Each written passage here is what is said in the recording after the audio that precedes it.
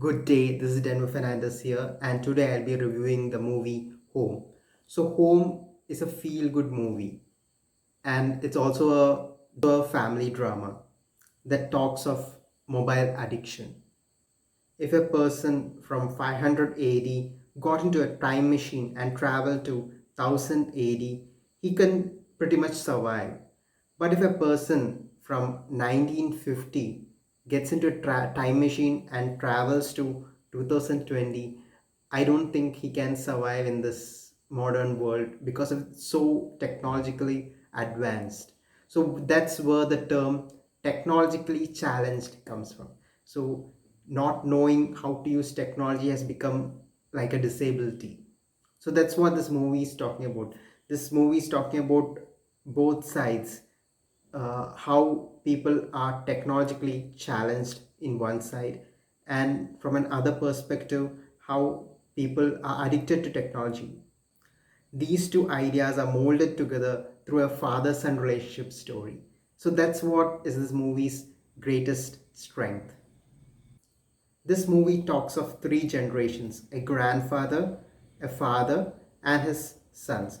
If you notice how the father treats the grandfather and how the son treats the father, you would witness a strange phenomenon.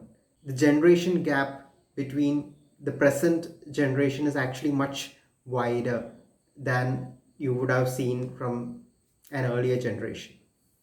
Most of the movies usually speaks from the younger generation's perspective, but this movie dares to do something different.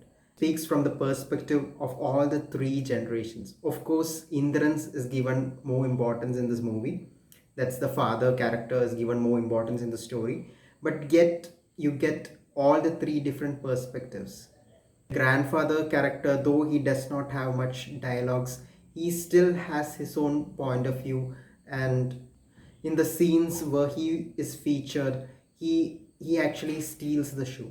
But imagine 5 years from now, this movie will be known for Indran's performance. So Indrans came up as a comedy actor, and in this movie, he really performs very well. He gives a kind of Oscar-winning performance. Exaggeration. It's an exaggeration, but he gives an Oscar-winning performance in this family drama comedy movie, and that's something great to behold. The cinematography is actually too bright at times. When I watched the movie from the beginning, I felt that cinematography is too bright. Usually, present day cinematographers try to play with shadows and tries to create a balance between darkness and light. But here, the cinematography is too bright and it looks odd in some sense. But later on in this movie, you have a lot of night shots, etc. And this movie is really very emotional, and some people may even cry after watching this movie. So that's the good part of the movie, and the comedy scenes really work.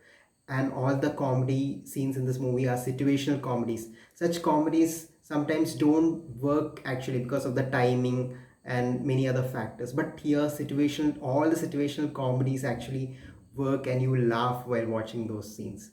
So there are two demerits of this film. One demerit is that you doubt whether such people even exist even now, like people who are technologically challenged in a upper middle class family. You doubt whether such people can exist even today. And the second disadvantage is that the climax of this movie is actually similar to the climax of a famous Mammootty star. I'm not spoiling it for you, but I felt that the climax of this movie is quite similar to a famous Mammootty film, and that does not work for some people. Yet that scene is actually very emotional, and that is a scene which you cry for.